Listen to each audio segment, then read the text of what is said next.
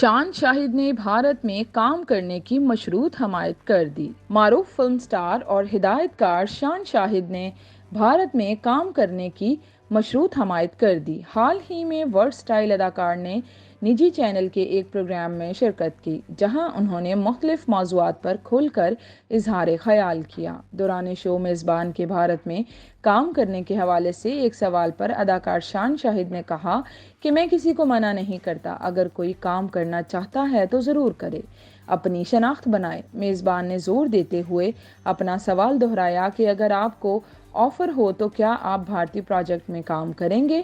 میزبان کے سوال پر اداکار نے کہا کہ دونوں ممالک کی فلمی صنعت کو برابری کی بنیاد پر مل کر کام کرنا چاہیے، لیکن کشمیر کے حوالے سے میرے اپنے کچھ نظریاتی اختلافات ہیں جنہیں میں کسی اور پر مسلط نہیں کرتا، لیکن میں خود بھارت میں کام نہیں کر سکتا۔